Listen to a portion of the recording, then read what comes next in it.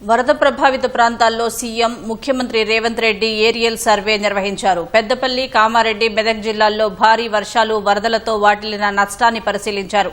బేగంపేట నుంచి బయలుదేరే సమయంలోనే వాతావరణం అనుకూలంగా లేదని అధికారులు చెప్పినా సీఎం బయలుదేరి వర్షాలు, వరదలతో దెబ్బతిన్న ప్రాంతాలను స్వయంగా పరిశీలించారు. వరుణ విపత్తుతో అల్లాడుతున్న జిల్లాల్లో యుద్ద ప్రాతిపదికన సహాయక చర్యలు చేపట్టాలని ముఖ్యమంత్రి రేవంత్ రెడ్డి అధికార యంత్రాంగాన్ని ఆదేశించారు. ముంపు బాధితులకు అధికారులు అండగా నిలవాలని సూచించారు. ఆకస్మిక వరదలతో అతలాకుతలమైన కామారెడ్డి, మెదక్, పెద్దపల్లి జిల్లాలో సీఎం ఏరియల్ సర్వే నిర్వహించారు. హైదరాబాద్ బేగంపేట విమానాశ్రయం నుంచి నీటిపారుదల శాఖ మంత్రి ఉత్తమ్ కుమార్ రెడ్డి, పీసీసీ అధ్యక్షుడు మహేష్ కుమార్ గౌడ్తో కలిసి సీఎం హెలికాప్టర్లో బయలుదేరారు. పొంగిపొర్లుతున్న వాగులు, నదులు, చెరువులతో పాటు చాలా చోట్ల కొట్టుకుపోయిన రోడ్లను, మునిగిన పంట పొలాలను చూశారు. ఎల్లంపల్లి, పోచారం ప్రాజెక్టులను పరిశీలించారు. అనంతరం కామారెడ్డికి బయలుదేరి వెళ్లగా మబ్బులు దట్టంగా ఉండడంతో హెలికాప్టర్ ల్యాండింగ్ కు వీలు కాలేదు. దీంతో మెదక్కు చేరుకుని ఆ జిల్లాలో వరదల ప్రభావం, నష్టంపై సీఎం సమీక్ష నిర్వహించారు. దెబ్బతిన్న పంటలకు నష్టపరిహారంపై యుద్ద ప్రాతిపదికన అంచనాలు రూపొందించాలని ప్రభుత్వ ప్రధాన కార్యదర్శి రామకృష్ణారావును ఆదేశించారు. సహాయక చర్యలు ముమ్మరం చేయాలని జిల్లా అధికారులకు సూచించారు. శాశ్వత ప్రాతిపదికన హైలెవెల్ వంతెనల నిర్మాణానికి చర్యలు తీసుకోవాలన్నారు. దెబ్బతిన్న పంటలు, రహదారులపై ఏర్పాటు చేసిన ఫోటో ఎగ్జిబిషన్ ను సీఎం రేవంత్ తిలకించారు. గోదావరి జలాలకు ఎల్లంపల్లి ప్రాజెక్టు ప్రాణవాయువు, గుండెకాయ వంటిదని సీఎం రేవంత్ రెడ్డి అన్నారు.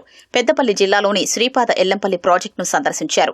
మేడిగడ్డ, అన్నారం, సుందిళ్ల బ్యారేజీలకు నమూనా, నిర్వహణాపరంగా లోపాలు ఉన్నాయన్నారు.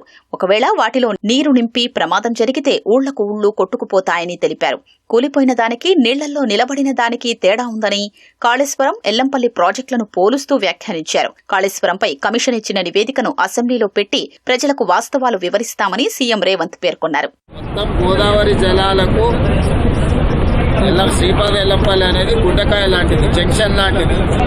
ఎక్కడి వైపు నీళ్లను నువ్వు కదిలించాలన్నా, లిఫ్ట్ చేయాలన్నా, పంప్ చేయాలన్నా ఇదే మనకు జంక్షన్. కాబట్టి స్ట్రాటజిక్ లొకేషన్ లో కట్టిన ప్రాజెక్టు శ్రీపాద ఎల్లంపల్లి. దీని ప్రకారం ఖచ్చితంగా సాంకేతికంగా ఎట్లా సలహా తీసుకోవాలి, ఎట్లా పూర్తి చేయాలి, దాని ప్రకారం పనిచేస్తుంది ప్రభుత్వం. మేడిగడ్డ అయినా, అన్నారం అయినా, సుందిల్ అయినా వాళ్ళు ఏంటంటే అతి తెలివితేటలతో మామ అల్లుడు ఏమనుకుంటారంటే ఒక ఆయన స్వాతిముత్యం అనుకుంటాడు, ఇంకొక ఆయన ఆనిముత్యం అనుకుంటాడు. మేడిగడ్డ నుంచి ఎత్తితే అన్నారంలో పోయాలి, అన్నారంలో ఎత్తితే సుందిల్లలో పోయాలి, అక్కడ నుంచి ఎత్తితే శ్రీపాద ఎల్లంపల్లికి పోయాలి. ఒకే రకమైన సాంకేతిక నైపుణ్యంతో ఉన్నట్టు అన్నిటికీ దాంట్లో ఉన్న సమస్య ఒకే రకమైన సమస్య. సాంకేతిక నిపుణులు ఏమంటున్నారంటే ఇది వైఫల్యం చెందిన సాంకేతిక నైపుణ్యము. డిజైన్లో లోపం ఉంది, నిర్మాణంలో లోపం ఉంది, నిర్వహణలో లోపం ఉంది. 3 రకాల లోపాలు ఉన్న దాంట్లో హరీష్ రావు లేకపోతే తారక రామారావు కోరుకున్నాడని ఎత్తేదన్న పోసిందనుకో, అది కూలిందనుకో, ఇంట్లో చాలా గ్రామాలే తుడిచిపెట్టకపోతాయి. మంత్రి ఉత్తమ్ కుమార్ రెడ్డి, పీసీసీ అధ్యక్షుడు మహేష్ కుమార్ గౌడ్తో కలిసి హెలికాప్టర్లో గోదావరి ఉధృతిని సీఎం రేవంత్ రెడ్డి వీక్షించారు.